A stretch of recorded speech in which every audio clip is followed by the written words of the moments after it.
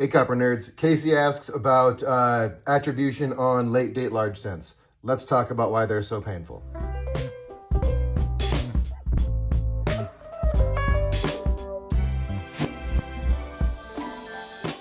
This is a down and dirty, but early dates have Sheldon numbers rather than Newcomb numbers, and Casey was asking about Newcomb numbers, but I want to jump in with a little bit of Sheldon first, just to show you why the Newcombs are so much more difficult, particularly as you get later. The Sheldon numbers were the early dates, and for the most part, they had hand-engraved details on the dies. The earlier ones more than the later ones, you know, the head on the drape bust was largely hubbed with two different hairstyles, whereas on 1794s and 3s, the hair was largely hand-engraved. Although I think the wreath cent might have been an exception to that. I think some of the hair was hubbed. But these types of details on your early dates were hand engraved. You can see that that one's different than that one. Just looking at the hair only, that one's different than that one, than that, or that. You also have a lot of die cracks and things to work off of on the early dates.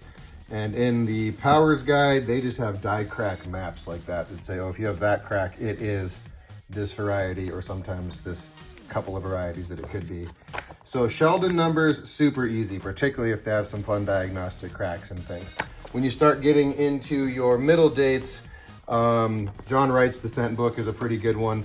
You are, for the most part, like the head is hubbed, you're mostly looking at date spacing, star spacing. There's not a heck of a lot on the reverse. It's, yeah, it looks like some of the letters might have been, it looks like the letters were probably punched in, so a little bit of variation there, but not as much. The wreath is all going to be hubbed in, whereas on like 1794s, the wreaths were all, like, details were all kind of hand punched, but the leaf positions are different. A lot of that was hand engraved. And really, you need a book as a resource on these. They're not real simple. There's some cracks on these that you can look at, a lot of radial cracks through the stars. But let's just read. Let's see. This one, they say that the doubled R in America. It's probably tough to see.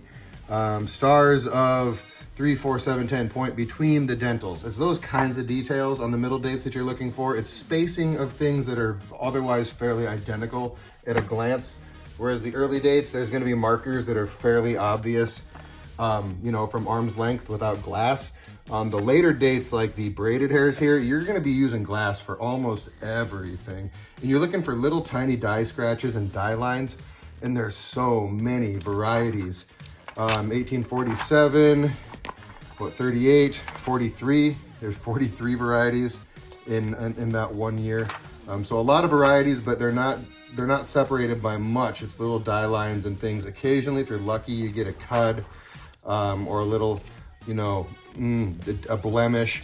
But for the most part, they're identical. They're like, the stars are identical, the head's identical, the dates have a little bit of variation in spacing. And really, if you just look at the key in this book, it tells you what a nightmare you're in for doing attributions. I hate attributions on late dates. Look at that. Okay, we got to figure out how many microns off center of the edge of the 8 the bust is to figure. I mean, it's that kind of stuff. It's this kind of stuff. Oh, is the curl there on the 5, there on the 5, there on the 5? Is it in one of these 9 positions on the 5? How about the curl at the 4? Is it on one of those 9 positions on the 4? It's awful.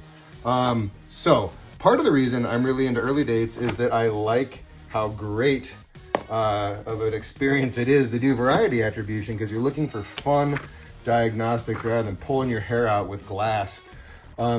94 appears to lean left. Look at that. No, it leans left. Yeah, that's wonderful. A buried dot attached to the left side of N in cent. There it is. Very clearly, plain as day. The wheel spoke reverse is a fun one. I don't have one, but that's a great diagnostic. Some of these cracks are very diagnostic. You know, look at that. You can't miss a 32 between those massive clashes and cracks and things like that, and the cut above the L in Liberty. So if you're doing attributions, the later you get, the tougher and less interesting I think they are. So quick down and dirty overview on that.